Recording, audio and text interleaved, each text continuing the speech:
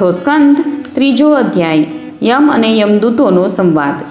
રાજા પરીક્ષિતે પૂછ્યું, હે ભગવાન, તમામ જીવો દેવાધિદેવ ધર્મરાજના વશમાં છે, પરંતુ ભગવાનના પાર્ષદોએ તેમની આજ્ઞાનો ભંગ કર્યો અને તેમના દૂતોને અપમાનિત કર્યા. તેમના દૂતોએ યમપુરીમાં જઈને જ્યારે તેમને અજામિલનો વૃત્તાંત કહી સંભળાવ્યો, ત્યારે તે બધું સાંભળીને તેમણે પોતાના દૂતોને શું કહ્યું? હે ઋષિવર, મેં અગાઉ એવી વાત ક્યારેય સાંભળી નથી કે કોઈએ કોઈ પણ કારણે ધર્મરાજના શાસનનો ભંગ કર્યો હોય. હે ભગવાન, આ બાબતમાં લોકો ઘણી શંકા કરશે અને તે શંકાનું નિવારણ તમારા સિવાય બીજું કોઈ કરી શકે તેમ નથી, એવો મારો નિશ્ચિત મત છે. શ્રી સુખદેવજીએ કહ્યું, હે પરીક્ષિત, ભગવાનના પાર્ષદોએ જ્યારે યમદૂતોનો પ્રયત્ન નિષ્ફળ કરી દીધો, ત્યારે તે દૂતોએ સંયમની પુરીના સ્વામી અને પોતાના શાસક યમરાજ પાસે જઈને નિવેદન કર્યું. યમદૂતોએ કહ્યું, હે પ્રભુ, સંસારના જીવો 3 પ્રકારના કર્મ કરે છે, પાપ, પુણ્ય અને મિશ્ર. આ જીવોને તેમના તે કર્મોનું ફળ આપનારા શાસકો સંસારમાં કેટલા છે? જો સંસારમાં દંડ આપનારા ઘણા બધા શાસકો હોય તો કોને સુખ મળે અને કોને દુઃખ, એની વ્યવસ્થા એક સમાન થઈ શકશે નહીં. સંસારમાં કર્મ કરનારાઓ અનેક હોવાને કારણે જો તેમના શાસકો પણ અનેક હોય તો તે શાસકોનું શાસન નામ માત્રનું જ હશે. જેમ કે એક સમ્રાટને આધીન ઘણા બધા નામ માત્રના સામંતો હોય છે. તેથી અમે તો એવું સમજીએ છીએ કે એકલા તમે જ સમસ્ત પ્રાણીઓના અને તેમના સ્વામીઓના પણ અધીશ્વર છો. તમે જ મનુષ્યોના પાપ અને પુણ્યનો નિર્ણય કરનારા, દંડ આપનારા અને શાસક છો.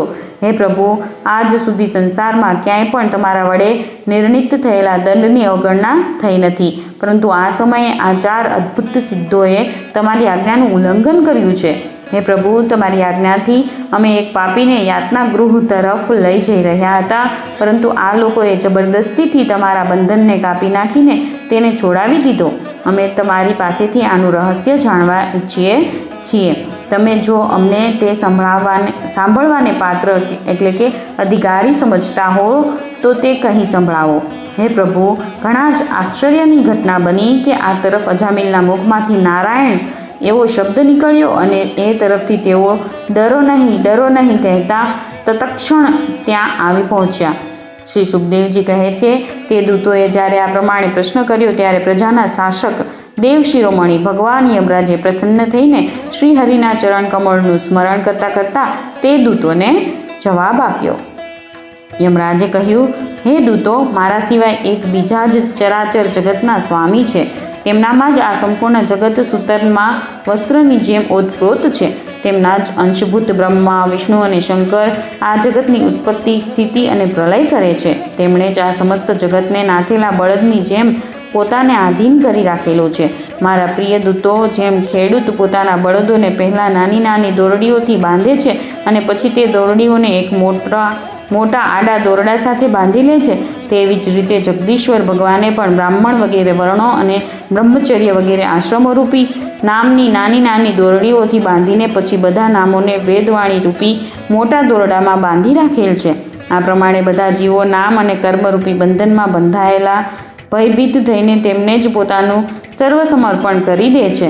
હે દૂતો, હું ઇન્દ્ર, નિરુત્તિ, વરુણ, ચંદ્રમા, અગ્નિ, શંકર, વાયુ, સૂર્ય, બ્રહ્મા, 12 આદિત્યો, વિશ્વેશ દેવતા, 8 વસુ, સાધ્યો, 49 મરુતો, સિદ્ધો, 11 રુદ્રો, રજોગુણ, તમોગુણથી રહિત ભૃગુ વગેરે પ્રજાપતિઓ અને મોટા મોટા દેવતાઓ આ બધાએ સત્વ પ્રધાન હોવા છતાં પણ તેમની માયાને આધીન છે તથા તે ભગવાન ક્યારે કયા રૂપમાં શું કરવા ઈચ્છે છે એ જાણતા નથી. તો પછી બીજાઓની તો વાત જ શી કરવી?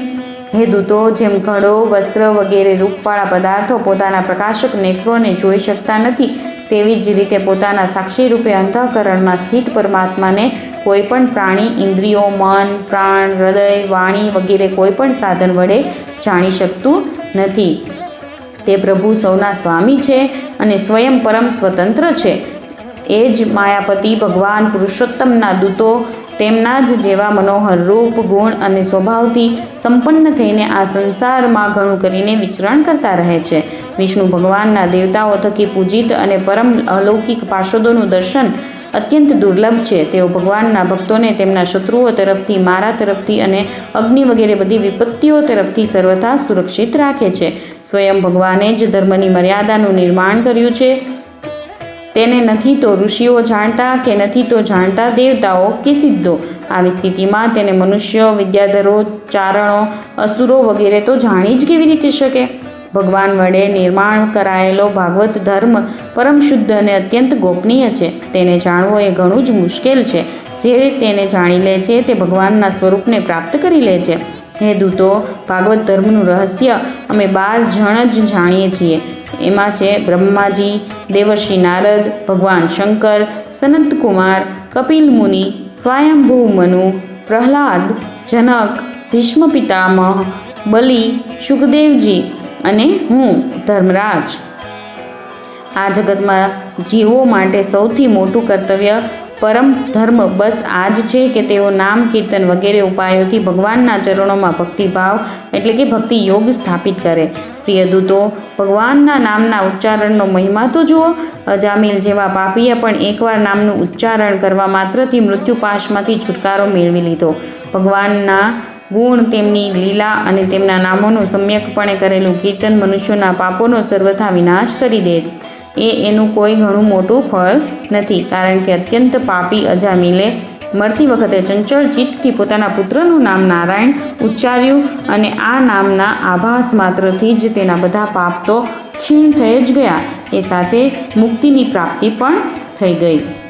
મોટા મોટા વિદ્વાનોની બુદ્ધિ પણ ક્યારેક ભગવાનની માયાથી મોહિત થઈ જાય છે. તેઓ કર્મોના મીઠા મીઠા ફળોનું વર્ણન કરતી અર્થવાદરૂપી વેદવાણીમાં જ મોહિત થઈ જાય છે અને યજ્ઞ, યાગ વગેરે મોટા મોટા કર્મ કરવામાં જ પ્રવૃત્ત રહે છે તથા સુગમ, અતિ સુગમ ભગવાનના નામના મહિમાને જાણતા નથી. આ કેટલા ખેદની વાત છે.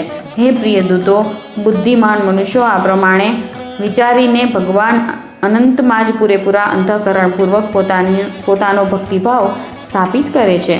તેઓ મારા દંડને પાત્ર બનતા નથી. પહેલી વાત તો એ છે કે તેઓ પાપ કરતા જ નથી, પરંતુ જો ક્યારેક સંજોગોવશાત કોઈ પાપ થઈ પણ જાય તો તેને ભગવાનનું ગુણગાન તરત જ નષ્ટ કરી દે છે. જે સમદર્શી સાધુઓ ભગવાનને જ પોતાનું સાધ્ય અને સાધન બંને સમજીને તેમના પર નિર્ભર રહે છે, તેમના પવિત્ર ચરિત્રોનું મોટા મોટા દેવતાઓ અને સિદ્ધો પ્રેમપૂર્વક ગાન કરતા રહે છે. હે મારા દૂતો, ભગવાનની ગદા તેવા સાધુઓનું હંમેશા રક્ષણ કરતી રહે છે. તેવાઓની નજીકમાં તમે ક્યારેય ભૂલથી પણ ફરકશો નહીં. તેમને દંડ આપવાનું સામર્થ્ય નથી તો અમારામાં કે નથી તો સાક્ષાત કાળમાં. મોટા મોટા પરમહંસો દિવ્ય રસ પ્રાપ્તિના લોભથી સમસ્ત જગતમાંથી અને શરીર વગેરેમાંથી પણ પોતાની અહંતા મમતા દૂર કરીને અકિંચન થઈને નિરંતર ભગવાન મુકુંદના ચરણ કમળોના મકરંદ રસનું પાન કરતા રહે છે. જે દુષ્ટો તે દિવ્ય રસથી વિમુખ છે અને નરકના દ્વાર પર ઘર ગૃહસ્થીની તૃષ્ણાનું પોટલું બાંધીને તેનું વહન કરી રહ્યા છે, તેમને જ મારી પાસે વારંવાર લાવતા રહો. જેમની જીભ ભગવાનના ગુણો અને તેમના નામોનું ઉચ્ચારણ કરતી નથી, જેમનું ચિત્ત ભગવાનના ચરણ કમળોનું ચિંતન કરતું નથી અને જેમનું મસ્તક એકવાર પણ ભગવાન શ્રી કૃષ્ણના ચરણોમાં નમતું નથી, તેવા ભગવાનની સેવાથી વિમુખ પાપીઓને જ મારી પાસે લાવતા રહો. આજે મારા દૂતોએ ભગવાનના પાર્ષદોનો અપરાધ કરીને સ્વયં ભગવાનનો જ અનાદર અસત્કાર કર્યો છે. આ મારો જ અપરાધ છે. પુરાણ પુરુષ ભગવાન નારાયણ અમારો આ અપરાધ માફ કરે. અમે અજ્ઞાની હોવા છતાં પણ છીએ તો તેમના આત્મીયજન અને તેમની આજ્ઞા મેળવવાને હંમેશા હાથ જોડીને ઉત્સુક રહીએ છીએ. તેથી પરમ મહિમાયુક્ત ભગવાન માટે એ જ યોગ્ય છે કે તેઓ અમને ક્ષમા કરે. હું તે સર્વ અંતર્યામી એક રસ અને અનંત પ્રભુને નમસ્કાર કરું છું. શ્રી સુખદેવજી કહે છે, હે પરીક્ષિત, માટે તમે એમ સમજી લો કે મોટામાં મોટા પાપોનું અંતિમ અને પાપ વાસનાઓને પણ નિર્મૂળ કરી દેનારું પ્રાયશ્ચિત એ જ છે કે માત્ર ભગવાનના ગુણોનું, તેમની લીલાઓનું અને તેમના નામોનું કીર્તન કરવામાં આવે. આનાથી સંસારનું કલ્યાણ થઈ શકે છે. જે લોકો ભગવાનના ઉદાર અને કૃપાસભર ચરિત્રોનું વારંવાર શ્રવણ અને કીર્તન કરે છે, તેમના હૃદયમાં પ્રેમમયી ભક્તિનો ઉદય થઈ જાય છે. તે ભક્તિથી જેવી આત્મશુદ્ધિ થાય છે તેવી કૃચ્છ, ચાંદ્રાયણ વગેરે વ્રતો કરવાથી થતી નથી. જે મનુષ્ય ભગવાન શ્રી કૃષ્ણચંદ્રના ચરણકમળોના મકરંદ રસનો લોભી ભ્રમર છે, તે સ્વાભાવિક રીતે જ માયાના આપાત રમ્ય એટલે કે જોવામાં રમ્ય પણ પરિણામમાં દુઃખદ એવા ત્યજી દીધેલા વિષયોમાં ફરીથી રમમાણ થતો નથી, કારણ કે તેમને ભગવાનના ચરણકમળોના રસનો ચસ્કો લાગી ગયો છે. પરંતુ જે લોકો તે દિવ્ય રસથી વિમુખ છે, જેમની વિવેક બુદ્ધિને કામનાઓએ નષ્ટ કરી દીધી છે, તેઓ પોતાના પાપોને ધોવા માટે ફરી પ્રાયશ્ચિતરૂપી કર્મો જ કરે છે. આનાથી થાય છે એવું કે તેમની કર્મોની વાસના મટતી નથી અને તેઓ ફરી પાછા તેવા જ દોષ કરી બેસે છે.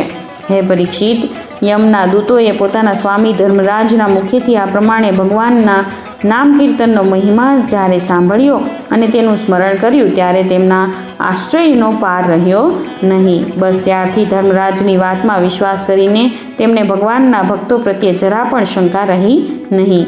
ભગવાનના આશ્રિત ભક્તો પાસે જતા નથી, બીજું તો શું, તેઓ તેમની સામે આંખ ઊંચી કરીને જોવામાં પણ બીતા રહે છે. પ્રિય પરીક્ષિત, આ ઇતિહાસ પરમ ગોપનીય, અત્યંત રહસ્યમય છે.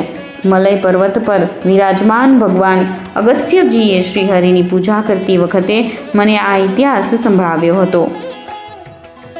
6ઠ્ઠા સ્કંધ અંતર્ગત યમ પુરુષ સંવાદમાંનો 3જો અધ્યાય સમાપ્ત.